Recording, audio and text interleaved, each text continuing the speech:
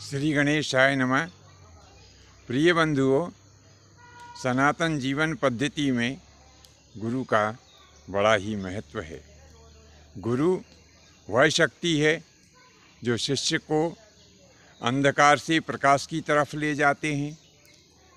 सूर्य नारायण दिन में उजाला करते हैं, चंद्रमा रात को उजाला करते हैं, दीपक घर के एक कोने में उजाला करता है और आधुनिक टार्च मार्ग के बहुत संकुचित क्षेत्र में उजाला करती है तथा आधुनिक विद्युत उपकरण एक क्षेत्र विशेष में उजाला करते हैं।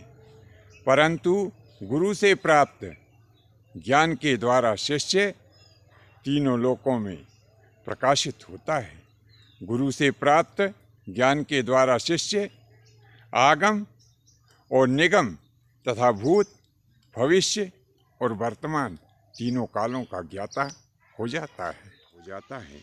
इसीलिए रामचरितमानस में गोस्वामी तुलसीदास जी महाराज ने कहा है कि श्री गुरु पद नखो मणि गनि ज्योति, सुमरत दिव्य दृष्टि ही ये होती।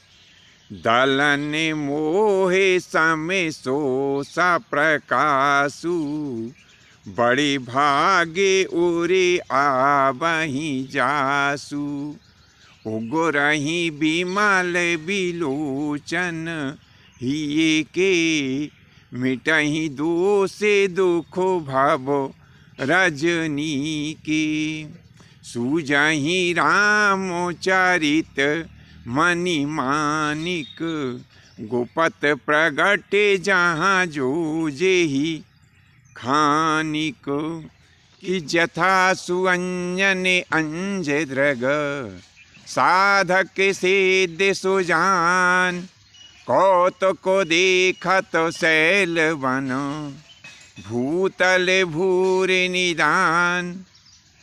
तो गोस्वामी तुलसीदास जी महाराज कहते हैं कि जो शिष्य अपने गुरु के चरणों की सेवा करता है, उनकी आज्ञा का पालन करता है, तो वह शिष्य गुरु की कृपा से उसके हृदय में दिव्य ज्ञान प्रवेश कर जाता है, जिसके द्वारा शिष्य समस्त दोषों को त्याग कर सांसारिक दुखों से मुक्त हो वेद, वेदांग, भूत, भविष्य, वर्तमान तीनों कालों का ज्ञान प्राप्त कर ईश्वरीय चिंतन करते हुए भवसागर से पार हो जाता है।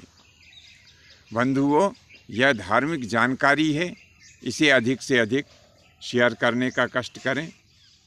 बंधुओं, गुरु उस मिट्टी का सामान बनाने वाले कुंभकार की तरह है, जो अनघड़ मिट्टी में पानी और अन्य सामान डालकर सुंदर आकार के लिए मिट्टी को तैयार कर देता है।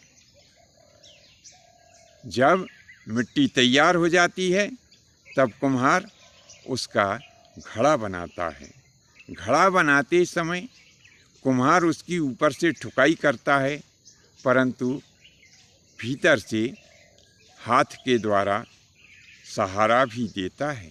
इसीलिए कहा गया है कि गुरु कुम्हार शिष्य कुंभ है, गड़ गड़ काढ़हि खोट, और अंतर हाथ सहारा दे, बाहर मारहि चोट।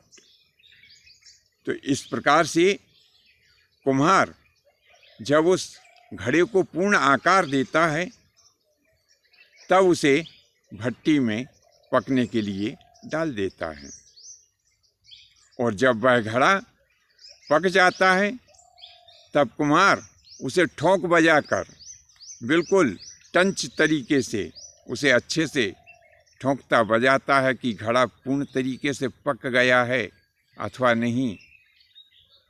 तो जब वह कुम्हार स्वयं संतुष्ट हो जाता है, तब उस घड़े को बाजार में बेचने के लिए और भेज देता है। ठीक उसी प्रकार गुरु शिष्य को ज्ञान देते समय कुछ शिष्य के द्वारा जब छोटी मोटी कोई त्रुटि हो जाती है तब गुरु उसे दंड भी देते हैं, परंतु हृदय में अपने शिष्य के लिए अगाध प्रेम भी रखते हैं। जब शिष्य पूर्ण रूप से ज्ञान प्राप्त कर चुका होता है तब गुरु शिष्य की परीक्षा लेते हैं और जब शिष्य उस परीक्षा में पास हो जाता है तब गुरु उसे ज्ञान के प्रसार के लिए दुनिया में भेज देते हैं। बंधुओं, गुरु का स्थान भगवान से भी बड़ा है, क्योंकि गुरु के ही द्वारा हमें ईश्वर की प्राप्ति होती है। इसीलिए किसी कवि ने कहा है कि गुरु गोविंद दोऊ खड़े काके लागू पाए, बलिहारी गुरु आपकी कि गोविंदियो बताए। तो बंधुओं, यदि भगवान और गुरु हमारे सामने एक साथ आ जाएं तो भी हमारा कर्तव्य बनेगा कि हम सर्वप्रथम अपने गुरु को ही दंडवत करें, गुरु को ही सम्मान दें, क्योंकि गुरु की ही कृपा से गोविंद की प्राप्ति यानी ईश्वर की प्राप्ति होती है। जो शिष्य गुरु की आज्ञा का पालन करता है, उनसे फालतू वाद विवाद नहीं करता है, वह शिष्य भोग और मोक्ष दोनों की प्राप्ति होती है। उसे सांसारिक ऐश्वर्य भी प्राप्त होते हैं और गुरु की आज्ञा पालन करते हुए, गुरु के बताए हुए नियम के ऊपर चलते हुए वह शिष्य अंत में मोक्ष भी प्राप्त कर लेता है। और जो गुरु का अपमान करता है, जो उनकी आज्ञा का पालन नहीं करता है, उनसे वाद विवाद में जीतने की कोशिश करता है, वह शिष्य नरकगामी होता है।